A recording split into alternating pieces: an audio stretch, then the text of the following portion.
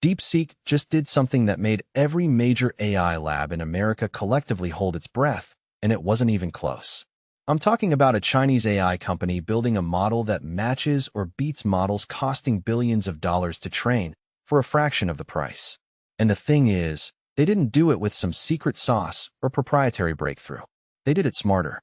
So today I want to break down what DeepSeek actually built, why the entire AI industry is losing sleep over it, and what it means for where AI goes next. Let's start with the setup. If you've been paying attention to AI over the last few years, you've heard this story. Training cutting-edge AI models costs insane money. OpenAI spent billions on GPT-4. Google's been pouring billions into Gemini. Meta spent who knows how much on Llama. The narrative has been that you need massive compute, massive data centers, massive capital to compete.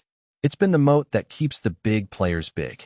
You need to be a trillion-dollar company with spare cash to even sit at the table. Then DeepSeek showed up and basically said, actually, no you don't. In early 2024, this Chinese startup released a model called DeepSeek V2. It was competitive with Claude and GPT-4 on a ton of benchmarks. And the reported training cost? Around $5 million. For context, estimates put GPT-4's training at somewhere between $50 and $100 million.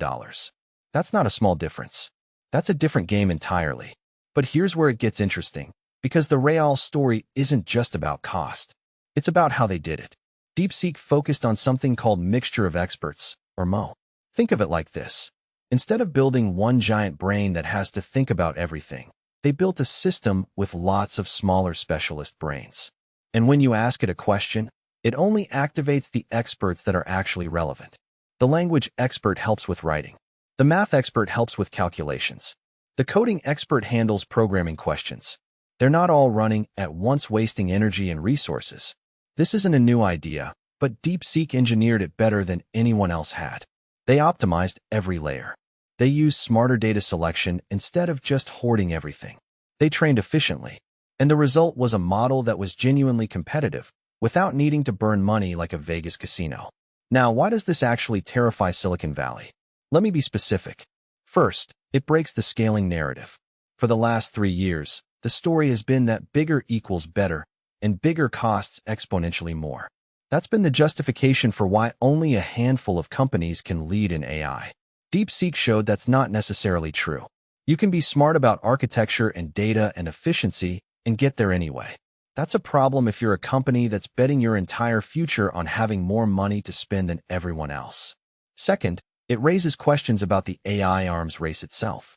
If you can build a world-class model for $5 million instead of $50 million, what does that mean for competition?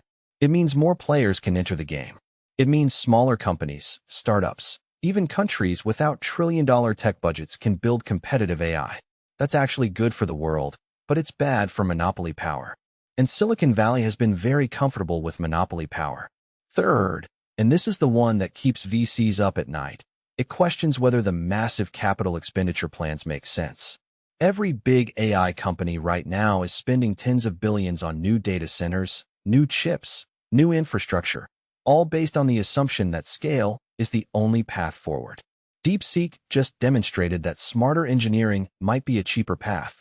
If that's true, a lot of that planned spending might be wasteful. But here's the nuance, because I don't want to oversell this. DeepSeek's model is good, but it's not clearly better than GPT-4 or Claude 3. It's competitive.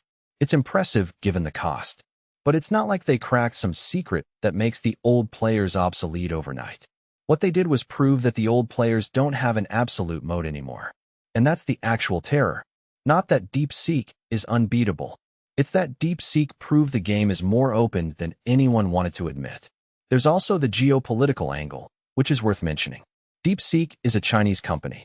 And the fact that China can now build world-class AI models without relying on American chips or American expertise changes the calculus for U.S. tech leadership. That's not just a business problem. That's a national security conversation. And that's part of why the reaction has been so intense. So what actually happens next? My guess is we see a shift in how the AI industry thinks about progress. The era of just throw more money and compute at the problem is probably ending. Companies will start optimizing harder. We'll see more focus on efficiency, on better architectures, on smarter training methods. That's actually healthy. It means progress becomes less about who has the biggest wallet and more about who has the best engineering. We'll probably also see more competition, especially from international players. If the barrier to entry just dropped, expect more companies and more countries to take a shot. That's good for innovation and bad for the idea that AI development should be controlled by a handful of American companies. And we might see a recalibration of the massive capex plans. Not abandoned, but rethought. Companies like OpenAI and Google will probably still build new infrastructure, but the assumption that you need to spend $100 billion to stay relevant just got a lot shakier. The honest truth is this: DeepSeek didn't invent some magic algorithm that changes everything. They just proved that the emperor's new clothes might not be as fancy as advertised. They showed that efficiency, smart engineering, and focused execution can compete with brute force and massive budgets. And in a world where AI is becoming the central technology, that's actually kind of revolutionary. If you want to actually understand what's happening in AI without getting lost in the hype and the corporate spin, you need to see the moves that matter. DeepSeek is one of those moves. So if you want to keep up with these shifts as they happen, subscribe. I break down the actual story behind the headlines every few days, and you won't get that from the usual tech press.